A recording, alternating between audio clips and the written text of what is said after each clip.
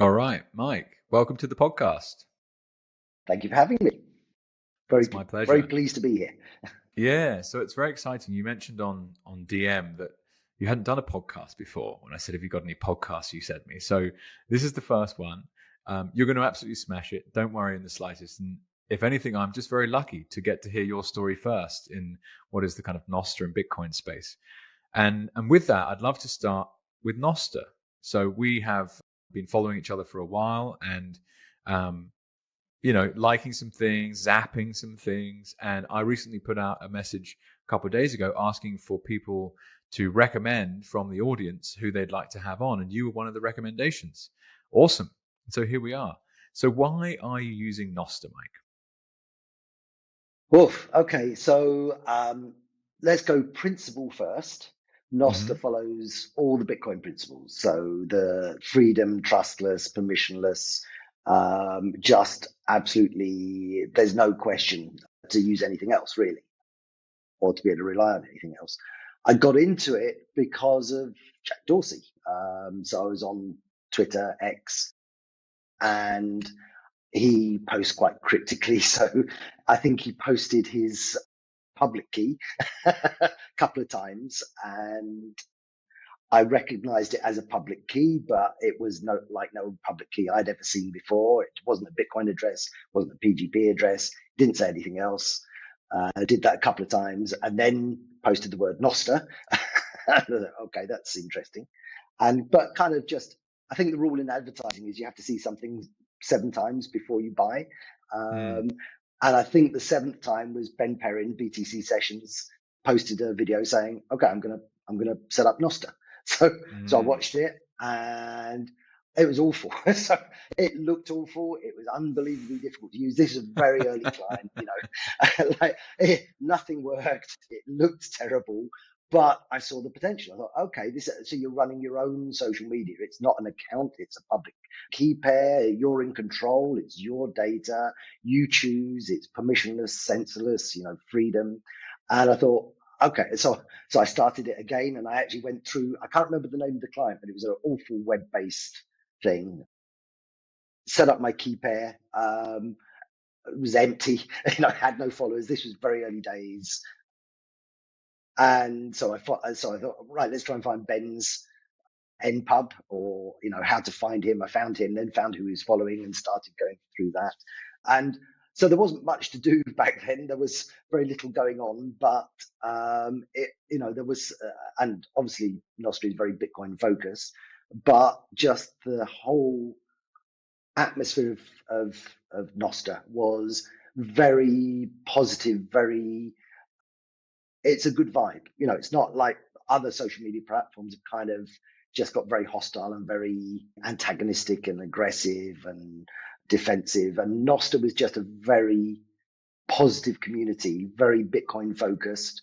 And I spend my whole life on Bitcoin. So I'm thinking about understanding and doing Bitcoin all the time. And so it was just very focused on where I wanted to be, had the right kind of community, and very inclusive, very positive, and as kind of grew as it grew, and enjoyed being, and just embraced the ecosystem. So I've enjoyed kind of. I now run my own relay. I've got my own NIP, my own identity. I've got my own, my Lightning address is my own domain, and I just kind of enjoyed building out the whole self-sovereignty, I guess. Again, it embraces that idea of I am my own bank, I am my own identity, and I am my own communication system. I don't need to use or trust any third party for my money, for my identity, or to communicate on my behalf. So I very much enjoy that freedom. It's so cool, isn't it? And it's interesting how information spreads, and someone like Jack Dorsey is extraordinarily influential, yet like cryptic. You had to like dig into it and find out like what the hell is this guy trying to say. And so when you say like the early days of Nostr, roughly when are you referring to? Woof. So I know it was around a year or so before I saw it, but I honestly can't remember. Maybe maybe 3 years ago, something like that. You can probably find out from my NPub. I don't know if it probably has a I was creation about to date or check mine something, as but well. Well, it's yeah, interesting. Like but you talk about the early days, but to me, like these are the early days of Nostr. I mean, it's not. It's probably not even 5 years old, and to my mhm, understanding, it came out of a hackathon that Ben Ark was part of. These Lightning developers that were looking at digital marketplaces that are decentralized. How do you actually do mhm, it? And it completely caught my attention as well in that very, very focused on, well, not necessarily focused on, but very aware of digital censorship. Okay, cool. So I was really talking about the route to Nostr and the fact that information travels unfairly, and you have to, like, someone like a Jack Dorsey, you can follow their content, but even then it's kind of cryptic, and you're like, oh, what does he mean by this? But when you're mhm, already into Bitcoin, the the use case for Nostr is very, very clear. And in particular, the last 5 years, when digital censorship has been so rampant on the legacy media platforms, it's like, well, we need some way of talking to each other online where you can't just get rug pulled. The amount of YouTube channels I've seen cancelled, or X accounts that get suspended, Instagram, these people spend their lives building an account to suddenly, it's not yours. You're building on someone else's digital fiefdom. And Nostr is just so different. And I'd love mhm, to then dive into some of those mhm. things that you mentioned. So when you say you're running your own relay, let's start there first. What does that mean? Yeah, the parallels between Nostr and Bitcoin, the freedom, the inability to censor, and I think the idea of being banked in the world, which could be banked with Bitcoin, is between sort of centralized social media and Nostr. It's the same thing. You can't you can't uh, be social mediated on Nostr. Of course, that has its own um, issues in terms of sort of liabilities and the sort of uh, responsibility, who's legally liable for the transmission. So there has been this discussion. If you run a relay and you inadvertently carry illegal content in your country, what are the ramifications of that? Those discussions have happened in Bitcoin as well. And, we've had plenty of people arrested for being illegal money transmitters. You're always going to have those arguments, but I tend to be on the side of freedom over control. And I kind of realized I was kind of a Bitcoin, although I got late into Bitcoin, or relatively late in terms of 2016-ish. I kind of realized I've been a Bitcoiner my whole life, because the idea of self-sovereignty, the idea of freedom, the idea of doing something without expecting to ask permission to do it. These are all kind of native in my DNA. And I realized that. So when I sort of really started to understand Bitcoin, it was okay. I don't need permission. Nobody can tell me what to do. And Nost is the same. If you don't like me, you don't listen to me. And if I don't like you, I don't listen to you. If you're trolling me, I can mute you. So you have those personal controls, but you take personal responsibility for what you want to see, what you don't want to see, what you want to say, what you don't want to say. And there's no state or authority or company making decisions on your behalf. And as I go down this journey, I realize that's more and more my DNA. And I very much sort of, I guess it's emphasizing that DNA, that part of my DNA, and the fact that I do value that. We've just, funny enough, we just put our house on the market, or we're just about to list our house, because we're looking to leave the UK, and Wow. haven't sold a house for a while in the UK, and suddenly the estate agent was telling us all these things we had to do. Like we have to tell them, what our council tax band is, and we have to tell them what our rateable, and it's like, no, I'm paying you. You don't tell me what to do. If you're selling my house and I'm paying you quite a lot of money to sell my house, or I appreciate that the buyer does, then this concept that the estate agent now, because of the government, and it's not the estate agent's fault, it is the government requiring the estate agent to do KYC, AML, but also we have to prove we own the house, we have to prove the things we say about the house. And I'm used to doing that when we've actually sold the property, to a solicitor. You have to prove everything you say to the buyer, but just marketing it, I now have to prove everything just to sell it. And it's like, okay, why? And so he turned up and he said, I've got to take a photo of your driving license and passport. I said, but you're turning up to my house. This is my house, and you want to take a picture of my passport and my driving license. And so, and he was taken aback because I seriously said, okay, that's fine, but where's yours? I want your driving license. I want your passport. I want your company certificate of incorporation. I want your, I want to know who you are, because you're a stranger. You're turning up to my house and you want me to verify who I am. And I think he was a little bit taken aback. So my ambition is to sell the house for Bitcoin, and we haven't got that far yet. We're still discussing the concept of freedom. And cool. I'm not even entirely certain whether he'll stick with me on the journey, but I'm trying to orange pill my estate agent. Not nice. In terms of Bitcoin, just in terms of freedom. That concept of freedom that is gradually being removed in society, and certainly in the Western world, and certainly in the UK.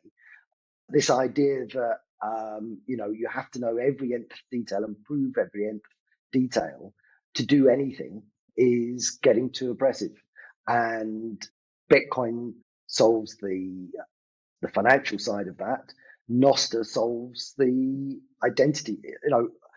I'm very big on my identity is not my government issued passport or driving license. My identity is my NIP05. It's my self-verified public key that I store on my own server, on my own website, that says I am who I say I am. And if I say I'm who I say I am, who's anybody else to disagree with me? Well, and also the social graph that Nostr is building shows a lot of truth, because you've got all these connections and you've interacted with them in the past. And so it's almost like I don't want to call it a treasure map, because that implies like you're lost, but it's a ledger in a way of previous communication. It's like this guy is very likely to be who he says he is, given also all this other kind of digital breadcrumbs that you can pull together. Mike, why do you want to leave the UK? Why do I want to leave the UK? So it started off tax, obviously. So I've never sold any Bitcoin, but I've obviously made significant gains. And the government that was coming in was about to put up capital gains from 20, and it was rumored it was going to go up to 40+%. In the end, it went from 20 to 24%. And that was fine because I haven't made any capital gains. But then I discovered if you want to leave the UK tax system, you have to pay capital gains on unrealized assets, which means the increase in value. So I've got other properties, so you can make profit on your main property, but other properties you have to pay capital gains tax on those, and stocks and shares, and most significantly Bitcoin. So I would have to pay. I'd have to give near enough 25% of all my Bitcoin to the government to leave the UK. And it's like, okay, that's not happening. So yeah. I now find that I'm not going to leave. My plan at the moment is to not leave the UK tax system, but to leave the UK, which means I can take profit and keep profit abroad and never bring it back to the UK, which means I don't have to pay tax on it. But that started off as the sort of initiator was this creep of taxation, and inflation, and just the whole economic system, not just the UK, a lot of the world. But there's other reasons as well. The threat of World War III and Britain's involvement in escalation of potential World War III. Now I think that's kind of died down. The three elements of that have kind of all subsided a little bit. Part of it is Bitcoin friendliness. The UK is not very Bitcoin friendly, certainly from a government point of view. And there's some very friendly Bitcoin countries, Malta or St. Kitts and Nevis and places like that, which are very Bitcoin friendly. Weather. It's nice to have, it'd be nice to be out in the UK. I mean, summers in the UK are beautiful, but this winter in particular has been not so great. And so it's kind of those things really. Better winter weather, idea of self-sovereignty and freedom, and you can just do, you don't need permission to do something. That sort of waking up, that kind of orange pill, that sort of Matrix reference of, they're not asleep and just letting things happen. They're awake and sort of understanding what's going on, and that sort of heightened level of knowledge of the world. So understanding of the world and how it's going. Generally, Bitcoiners are more informed about the world than no coiners, and Nostr is another level of a game. So there's just a general quality of community amongst Bitcoiners. The freedom to be who I am in public, or day to day, not just online like this. I mean, I'm me online, but I'm really me in real life with my normie friends. So I find myself fairly detached from my normie friends and family these days. I can't really have proper discussions with them. I can't because I want to tell them what the world's really like, and they don't know. And it's difficult to sort of bridge that gap.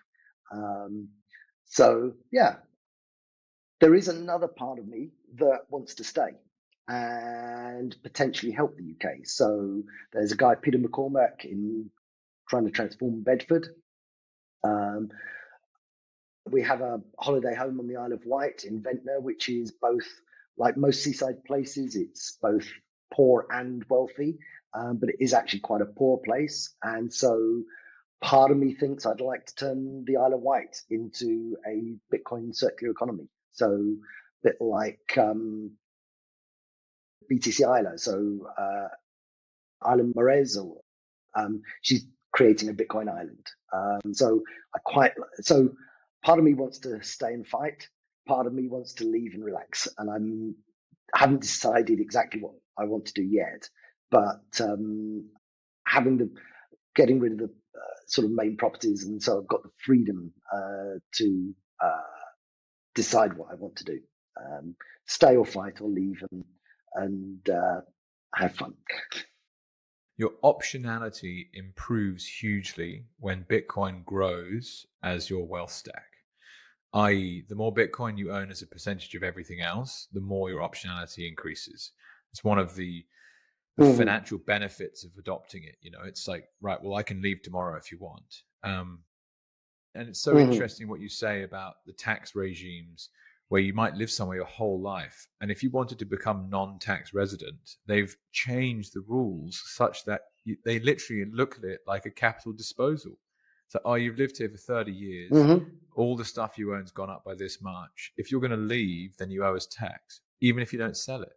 It's like, what do you mean? And I have seen nifty workarounds where people use things like a trust, and you can potentially put assets in a trust, and then you can have an executive director of that trust still in the UK, and you could be somewhere else. Well, that works in Australia too, but you still have to get stuff into the trust. And the asset transfer in counts as a disposal on your personal account into this other legal vehicle. So I guess really what it comes down to is opportunity cost. It's like, if you do take that 25% hit now, but you never pay cap gains again on your Bitcoin, is that actually a good bet or not? And I don't know the answer, right? We don't know if they're going to suddenly drop cap gains in the UK next year, or if, but I'm intrigued. So there's... Well, so what's interesting, the realization I had is 25% of Bitcoin is 25% of your Bitcoin at any price. So it actually doesn't matter. The price of Bitcoin doesn't matter, if that makes sense. So because 25% is 25%. It's 25% of my Bitcoin holding, irrelevant of the price.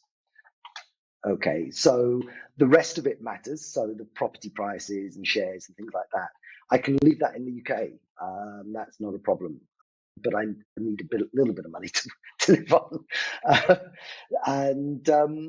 So the gamble I'm taking is that they won't put up capital gain tax. So because I've never sold any Bitcoin, so I have no tax to pay. And if I just take a little bit of profit, but keep my holding, then I just pay tax on my living costs. But the hit is, so for the moment, leaving the UK but not leaving the UK tax system is the best option. Okay. But if they were to raise the tax level of unrealized capital gains, then I would then my gamble is not paid off. But if they keep it the same or not too much higher, then I'm okay.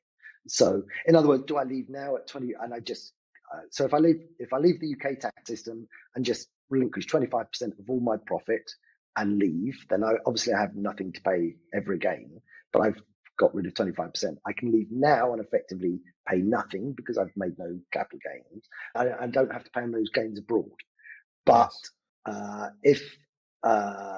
If I want to, I do want to keep a connection to the UK, so I can come back for 90 days a year or 91 days a year. And I do intend to, summer's here and nice. And so we intend to keep a place here and stay here. And any money any capital gains that I cash in, so realized capital gains I have to pay on. So that for the moment, that's the best option. But if they raise capital gains tax percentage again, then I may be forced to stay abroad and never come back. But then if they say, okay, you've been abroad, you now have to pay, you have to leave, we're going to take, and it might be at that stage 40%, I don't want to end up like Roger Ver, where they come after him 10 years later and just take money that he made in the future. So it's quite complicated, but the gamble I've decided to take is to leave the UK, but not leave the UK tax system. Yeah. Okay. Cool. So in a way, then, Mike, it's like instead of selling 25% of everything, you actually don't sell any. You leave, and let's say you're trimming your position 1%, 2%, 3%.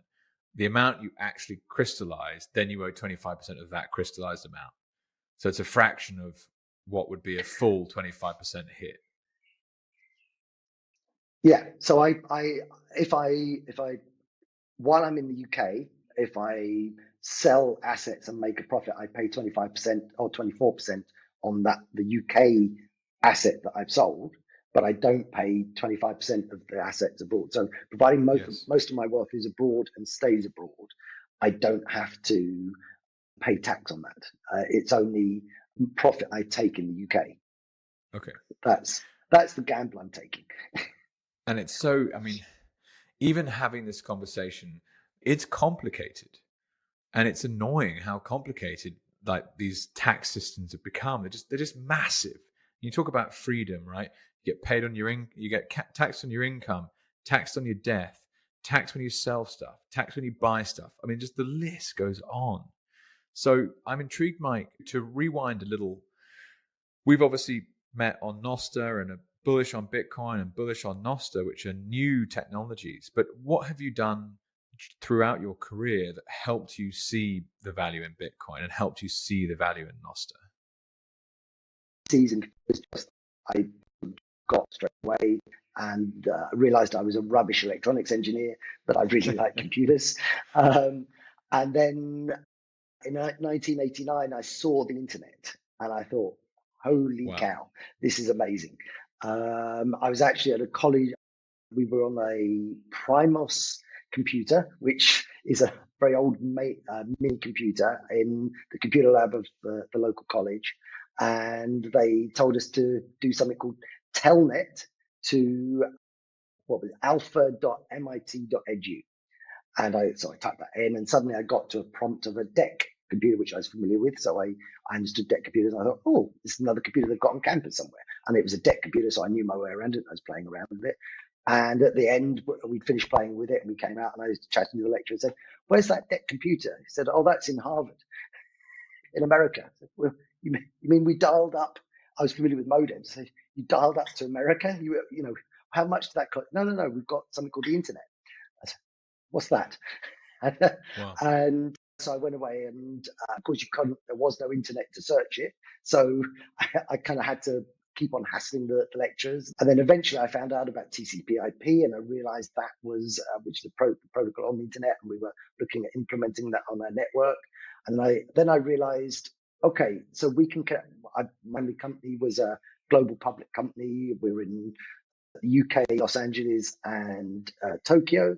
And we wanted to connect our computers together. We were faxing information between the computer centers, which sounds weird, but that was all that was available. We wanted to connect lease lines, but they were prohibitively expensive, like millions of dollars a year to connect. And we were quite a large company, but that's still a lot of money.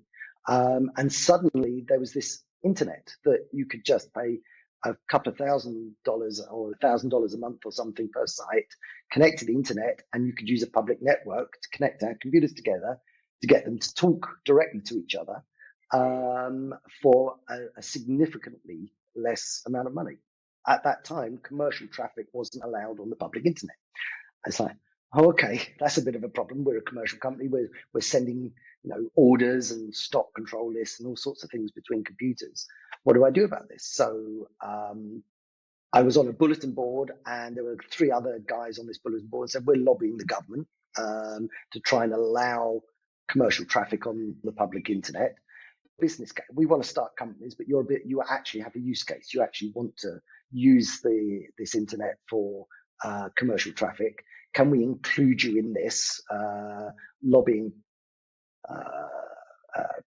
part and get you involved and sort of put your case to the government to convince them to pass legislation to allow commercial traffic on the internet? So I kind of joined in, gave the use case, and a few months later, the UK passed a bill saying, yes, commercial traffic was allowed on the public internet. So great. Cool. So I got an internet connection. So I connected our computer, contacted Japan and America. They said, no, we're not allowed. So, wow. Oh, screw that. So I suddenly had an internet connection ready to connect to computers around the world, and I couldn't because we were the only ones that could do it. So, Wow. Okay, I really don't want to lose my internet connection. I love it. So I had to turn it commercial. And my colleagues had built into the original internet service providers, dial-up internet service providers. The concept of starting a company that's never going to make money was an alien concept. This is quite a modern thing. You start a company, you generate a lot of, you obtain a lot of money, you acquire a customer base without making money. We were from a different era, different philosophy. You have to show you can make profit from day one, or see any commercial business model for an ISP making money. So I then realized, well, there was Tim Berners-Lee just created the World Wide Web, and we just built our first website and got our first inquiries. And I realized, okay, I can start writing websites for people. And so I started writing for companies. And then by 2001, we had a 45 megabit internet connection in both directions. It cost UK for 45 megabits £15,000 per month for a 45 megabit internet connection. Wow.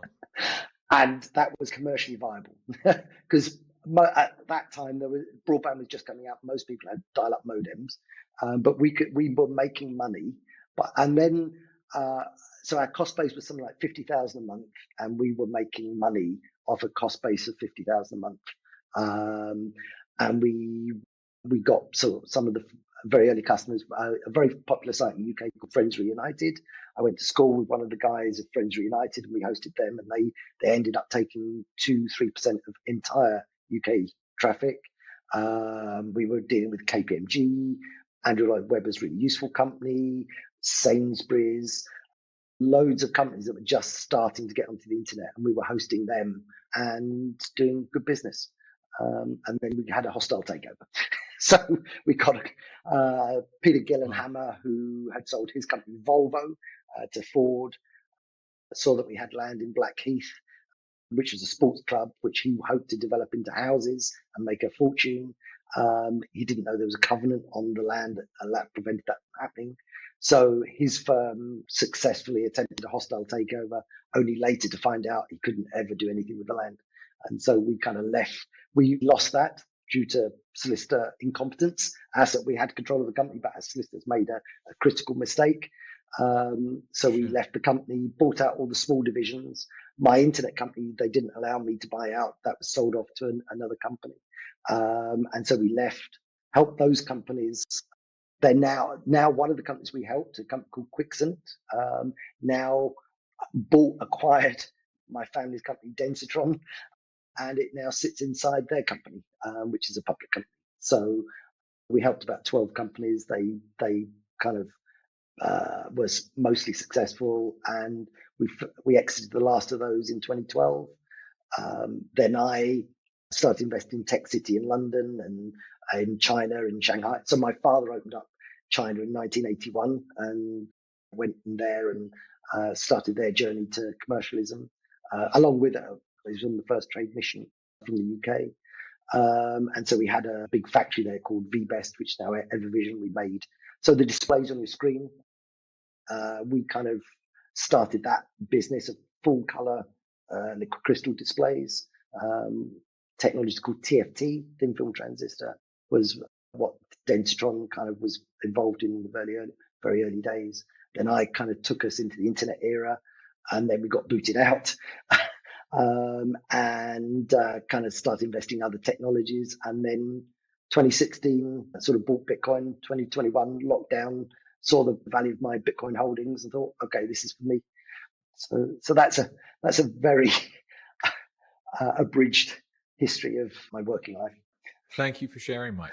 It's awesome. And I love speaking with people like yourself, because in some ways, as an investor, I can sit alongside all your experience and also buy Bitcoin. And I don't need to know, like, I can just ask you that one question. You can list off all of these things that you've been involved in and you're interested in Bitcoin and you're putting your money into it. It's like, okay, well, actually, that's probably enough due diligence for me alone to be interested. And that's what I love so much about these conversations, because I'm able to, and anyone listening for that matter, is able to leverage your expertise and decision-making for themselves. Mike, so 1989, and you were playing around with the internet for the first time. What are the similarities about like Bitcoin when you came across it and the internet at the very start? And like, how far into Bitcoin's growth are we, do you think? So very similar. So I'm seeing almost identical in terms of growth, adoption. You go through three phases. So you go through, in adoption of any new technology, you go through dismissal, ridicule, attack, accept, adopt. Okay. And we're somewhere between accept and adopt now on Bitcoin. But we've gone through the whole gamut of that with Bitcoin. You have to understand, in the mid 90s, most people said the internet would never work, and the internet's only ever used by criminals and pornographers. And that genuinely, the internet had that. And I was deep in the internet. I was building websites, hosting websites, and everybody thought that the internet was only. Now, is that a familiar message of Bitcoin? You see that message of Bitcoin. There is a difference with the internet. The internet was a direct threat to middlemen, so it cuts out middle industries. Bitcoin cuts out governments. It's a different attack vector. So your enemies are different. With the internet, your enemies are all the knowledge industries that are trying to hold on to their domain, but they're not. They have power individually, but they don't have an awful lot of centralized power. They're not a massive attack vector. If you're trying to remove the control of currency from governments, that's a whole different attack vector. So Bitcoin has more powerful enemies, or had more powerful enemies than the internet. So in that respect, It's a harder job, and it's going through more attack vectors than the internet did. But it's incredible. The journey is incredibly similar. And in fact, I argue on almost a daily basis, where in internet terms are we? And the consensus is we're somewhere between 1992 and 1997. In terms of number of adoption, we're at 1997. So there were about 300 million internet users in 1997. We're about that in terms of wallet addresses. So in pure numbers, it's similar. I would argue we're much earlier in Bitcoin because the sentiment is there. We're still, so I tend to argue earlier, sort of 1994, something like that. But you can't draw exact parallels. So we're somewhere in the 90s in terms of Bitcoin adoption when you compare it to internet adoption. And bearing in mind broadband, the sort of ubiquitous, always on internet for a home user, didn't start happening until 2000, 2001. So we're still on dial-up modem for Bitcoin, if you put it, yeah. And I guess the analogy is, my phone, I've got native wallets on here. When everybody's got a native Bitcoin wallet on their phone, we're probably going to hit the equivalent of broadband adoption. I think we're probably 5 years away from Bitcoin, the currency, ubiquitous currency. And I think it has to, why it hasn't taken off as a currency, apart from the attack, is it's going up, but it's highly volatile, and you don't want a volatile currency. So I think it has to sort of reach parity with gold and then potentially M1, M2 money supply. So it probably has to close to 100x to where we are now before it reaches its sort of full adoption and becomes a relatively stable currency, at which time people will be able to adopt it, because they won't be taking bets on the volatility of their currency. No, volatile currency is a bad thing. Volatile asset is a brilliant thing. Volatility is fantastic for assets because you can buy the dip, but you don't want your spending power to be cut in half within a day. So we're probably 5 years away from Bitcoin the currency as a generally adopted currency. So the idea of tether over Bitcoin is interesting in terms of and it's a little bit like a hybrid car. If you're going from petrol to electric, you may want a hybrid car first of all before you go full electric. So sort of tether over Bitcoin is kind of like the hybrid car is today before you go full electric. Kind of how I see it. Cool. In some ways, like, we're on the fringes of the internet talking about these things still. It's very true at the start of this conversation when we spoke about normie friends or people in your close community don't necessarily understand Bitcoin. And so here we are on video calls, halfway around the world to have discussions or debates or conversations with people that seem to adopt things faster. So to me, when it comes to how early are we, I think you're right. We're very much still like in the early 90s in terms of the average Sunday lunch table is not talking about Bitcoin in a serious way yet. But it will eventually. And it seems to me the more I learn, the more inevitable it is. Mike, what I'd like to ask you is, at the start, you mentioned that you run your own relay and that you have your own NIP. So can you talk to us about why you've decided to do that and how important it is? Yeah, so I just got deeper. So obviously the power of Nostr is that you don't just own your own information because you're signing it, but you also own your own information because you can put it on your own relay in your own home or in a data center or whatever. Like Bitcoin, Nostr is a journey. So you start off and you download an app and everything's done for you. And then you realize that you can actually do things for yourself and you can take self-sovereignty. So I started off realizing that, so I was having difficulty uploading images on a client and I couldn't work out why I couldn't. And it was just the limits on the client on the free option. And so I started looking around, and and then I think it was the fish cake. I saw him post about an update to Nostr build. And so I looked at Nostr build and I realized, oh, okay, so this is, and it suddenly occurred to me that on all social media platforms, you're uploading your image or content to a different server and you're just creating a link to it. But that what the reality is hidden from you. You just think on social media, on traditional social media, you're just uploading your image and it's showing it for you. You're not. You're sending it off to a media server, and the social media platform is creating a behind the scenes link to show it in line, just like a web page. And because obviously I understand HTML, so I understood it. It's just a web link. And so I realized, okay, so social media's not been honest with us in terms of it, the mechanics of how it works. And so suddenly I realized, okay, the mechanics are just like a web page. It's just a link to an image. So I could load that image up onto like Google Cloud or Apple Cloud or something, but they're not native Nostr. Nostr build was native Nostr. It's a media server, and I can also pay for it in Sats, pay as you go in Sats. So okay, I'm gonna support this. Then I run my relays, and I have Umbrel relays, and Umbrel said, okay, we now have a relay that you can download, and you can point it to your own relay. So I installed Umbrel's relay and pointed my client to it, and sure, it stored my messages.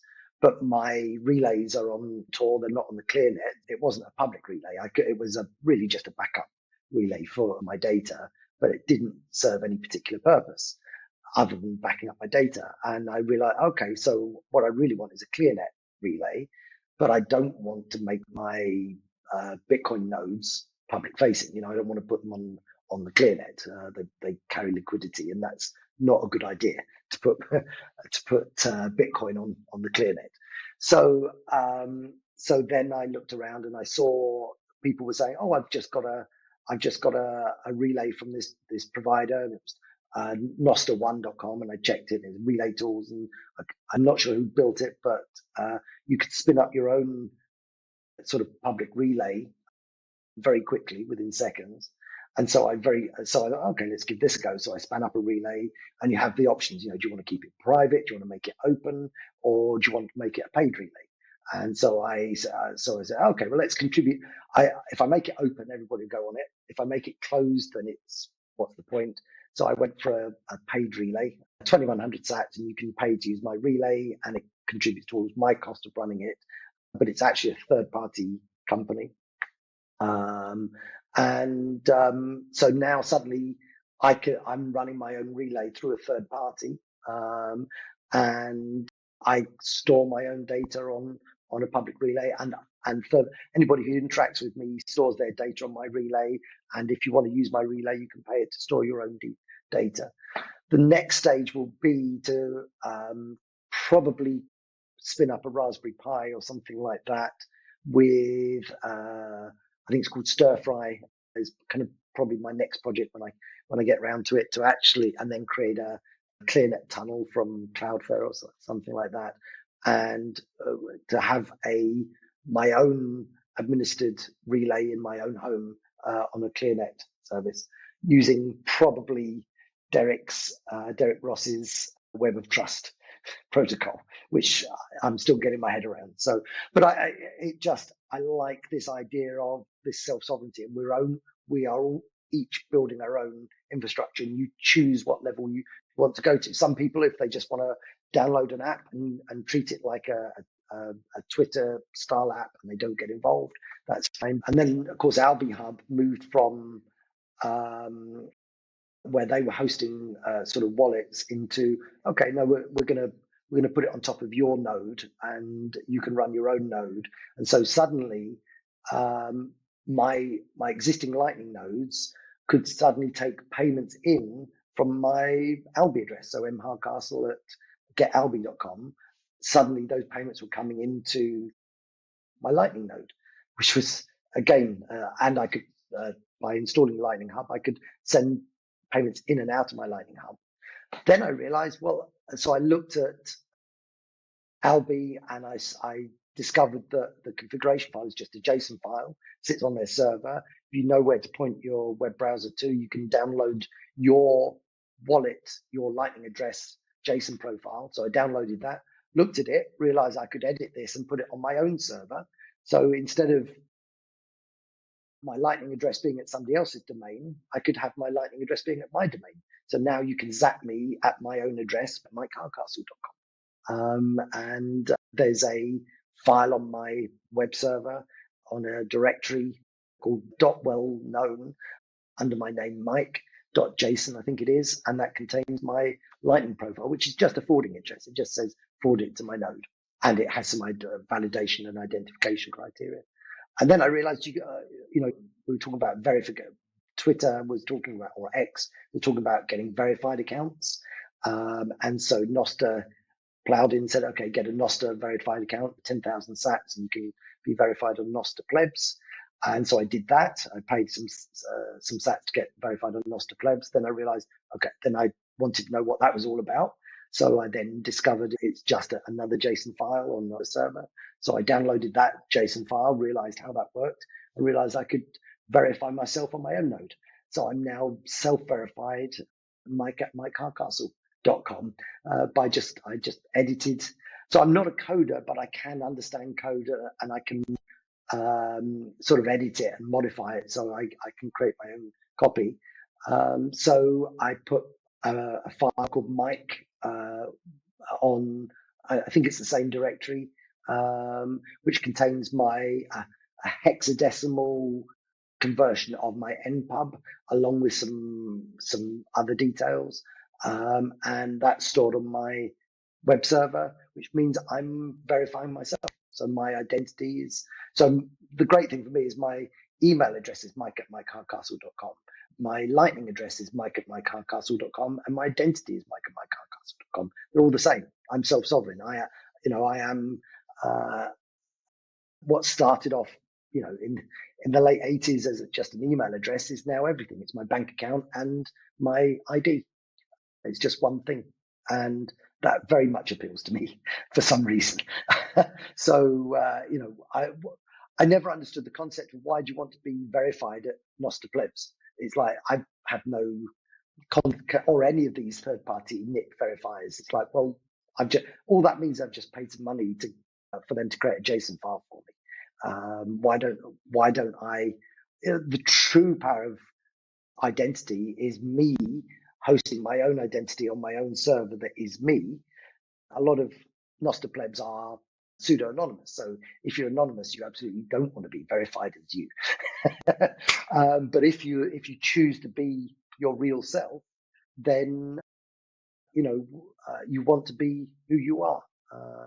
So you can pay $10 a month to X, Twitter, and all you're proving is you're just paying $10 a month to X or Twitter.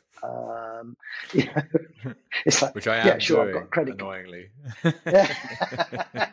I did for a while, but I got a lot of criticism. So when Elon first took it over, I thought, okay, I'm fairly agnostic to Elon, but he's mostly doing good. So okay, I'll support him for a bit. But the amount of abuse I got in the early days, like, okay, this is worth it.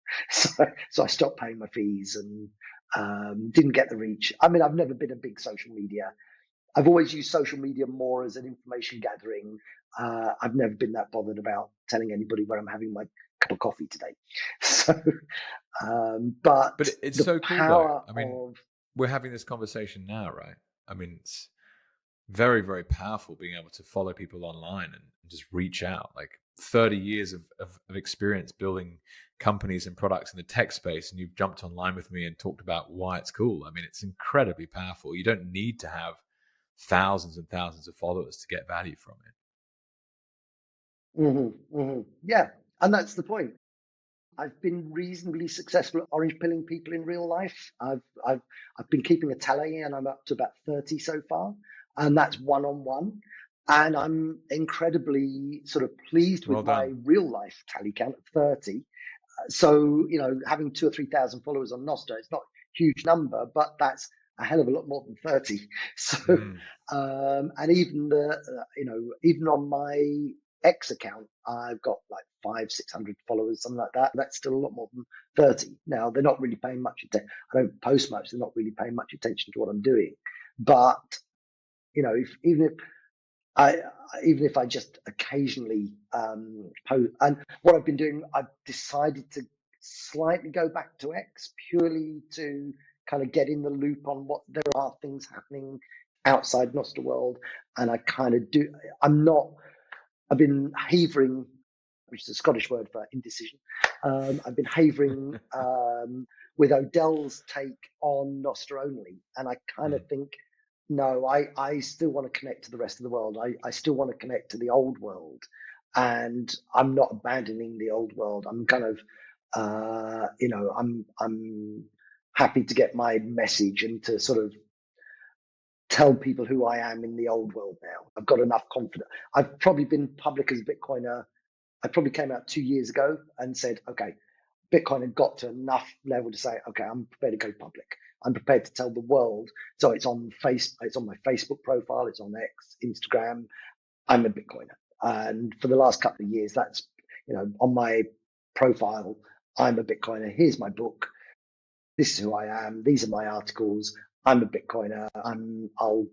I'll defend it to death, and I've got that it's got that level of acceptance that I'm prepared to do that, and I'm not prepared to leave the old world. A lot of people say screw them, leave them behind. They should know better. I'm of the view of no, let's help them get onto a better way. Let's not abandon them. Let's help the normies find a better way.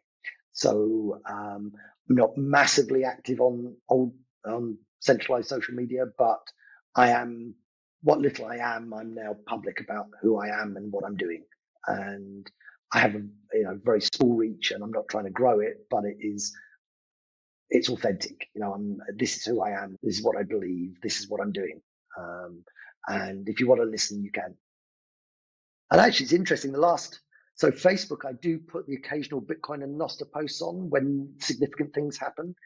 They get zero engagement, but especially on Facebook, I've literally, I post about, I've gone for a coffee down in Starbucks, 100 likes or whatever, but I post about, Bitcoin ETF or Trump buying 1 million Bitcoin or whatever, zero engagement. However, I'd say probably a third of my Facebook friends have now DM'd me individually saying, "Can you tell me more about Bitcoin?" Yeah. So they're all privately, and I'm now the number of people I'm now orange pilling in secret on Facebook because they don't want to admit that they're interested. Yeah. So my Facebook Messenger account has a lot of activity on it because a lot of Facebook friends are saying, "Mike, that Bitcoin you keep talking about, I've seen this in the press. What's going on? Can you tell me?" So yeah, sure. What do you want to know? On the content we post, anything COVID related, vaccine related, it goes nowhere. Definitely, there's all sorts of censorship happening, and Bitcoin until last year, you couldn't add like Google ads, Facebook ads. You couldn't use them. They literally wouldn't let you pay for the word Bitcoin in their advertising. It's crazy. Well, I have to say, Mike, I've got probably another 10 questions. And if the internet connection was super solid, which is completely my fault, I'm sorry, I would crack on for another 2 hours or so. But that is all we have time for today. Thank you so much. If people want to reach out and get in touch, I assume they just email Mike at mikehardcastle.com. What's the best way to reach out to you? mikehardcastle.com, my website, or my NIP. So you can find me on Nostr, Mike at Mike Hart. Everything. If you want to send me money, if you want to contact me, if you want to message me, everything's Mike at mikehardcastle.com. Awesome. So, well, Mike, thank you so much for your time today. Thank you for having me.